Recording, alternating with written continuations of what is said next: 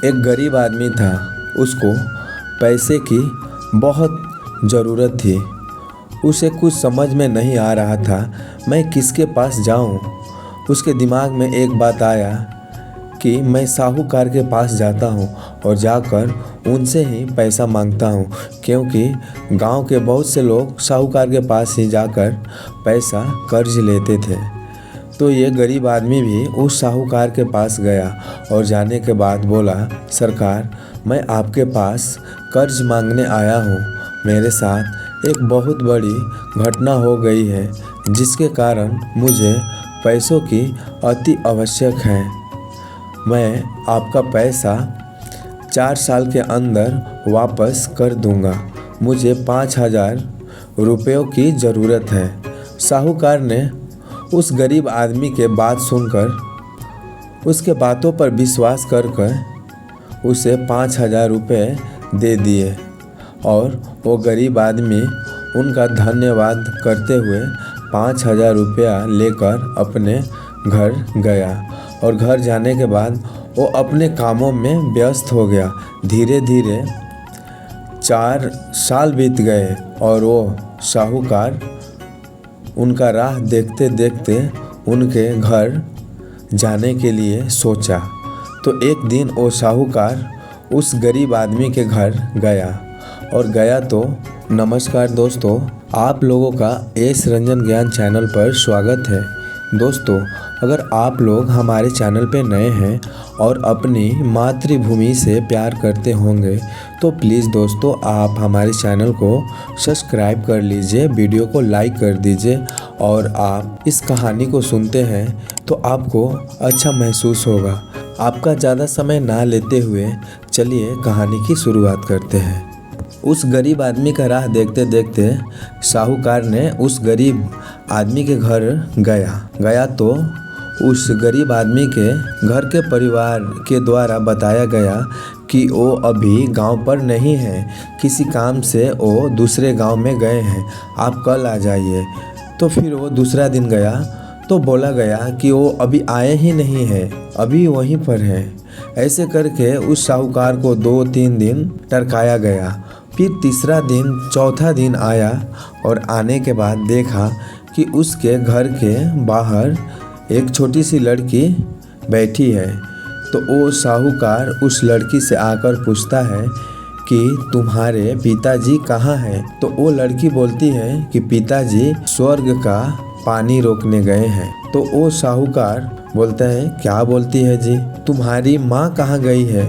तो लड़की बोलती है कि मेरी माँ 1 का 2 करने गई है। तो साहूकार बोलता है, ये कैसी बात कर रही है, कुछ समझ में नहीं आ रहा है। तो फिर वो बोलता है कि तुम्हारा भाई कहाँ गया है। तो वो लड़की बोलती है कि मेरा भाई बिना झगड़ा करने गए हैं। और साहूकार और चकित होता है तो फिर बोलता है कि तुम क्या कर रही हो। तो लड़की बोलती है कि मैं यहाँ बैठी बैठी संसार देख रही हूँ।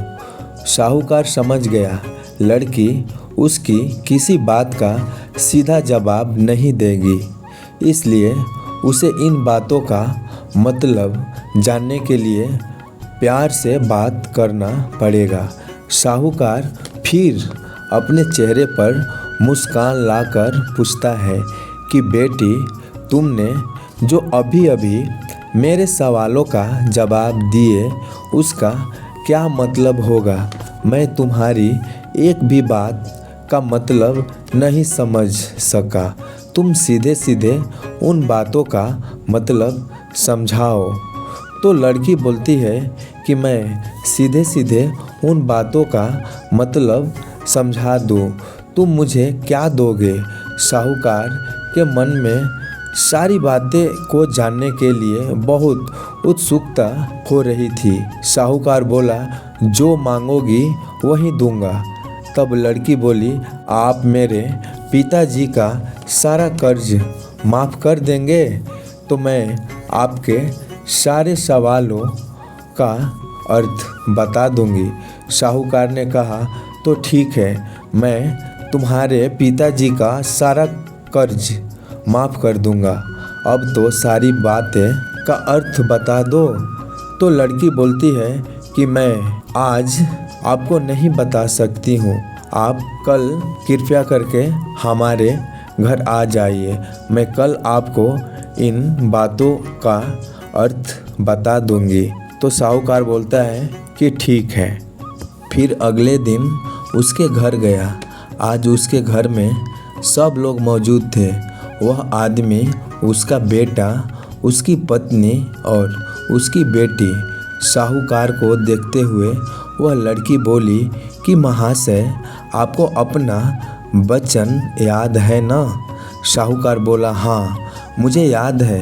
अगर तुम सारी बातों का अर्थ बता दो तो मैं तुम्हारे पिताजी का सारा कर्ज माफ़ कर दूंगा। लड़की, सबसे पहले मैंने यह कहा था कि पिताजी स्वर्ग का पानी रोकने गए हैं। इसका मतलब था कि वर्षा हो रही थी और हमारे घर के छत से पानी टपक रहा था।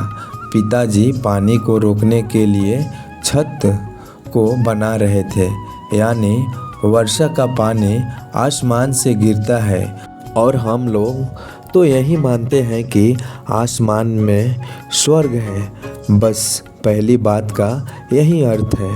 दूसरा बात मैंने ये कही थी कि भाई बिन झगड़ा के झगड़ा करने गए हैं। इसका मतलब था कि वे रेंगनी के कांट को काटने गए थे।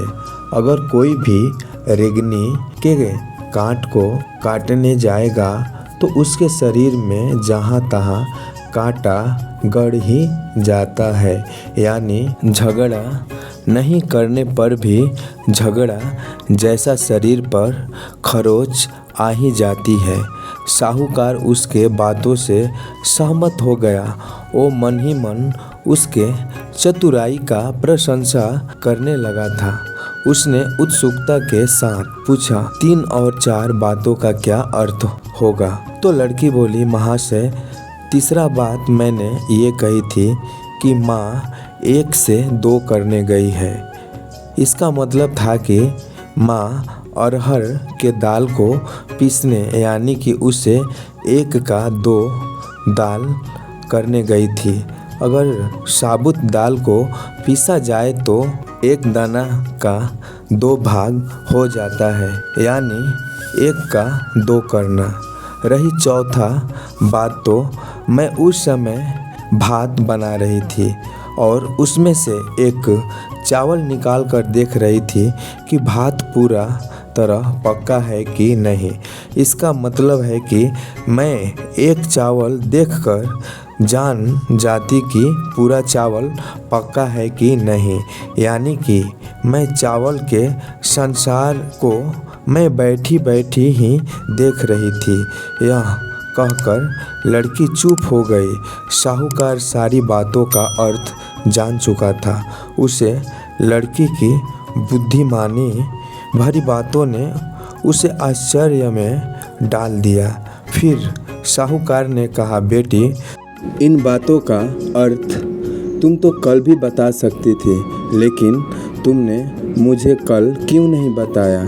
तो लड़की बोलती है कि आप जिस टाइम आए थे उस समय मैं चावल पका रही थी।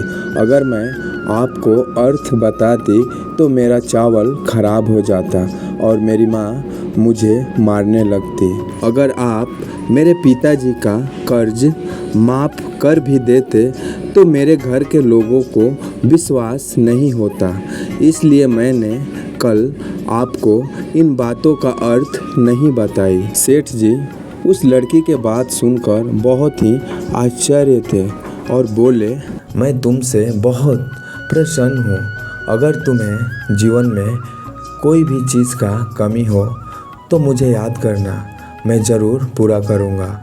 और आज से मैं तुम्हारे पिताजी का कर्ज माफ़ करता हूँ, क्योंकि वो एक गरीब आदमी है। इसके बाद सेठ जी उस लड़की को कुछ इनाम देते हैं और वह अपने घर चले जाते हैं। हेलो दोस्तों, ये कहानी आप लोगों को कैसी लगी प्लीज़ हमें कमेंट बॉक्स में ज़रूर बताएं। तो मिलते हैं अगले वीडियो में कोई और अच्छी सी कहानी के साथ। तब तक के लिए जय हिंद, वंदे मातरम।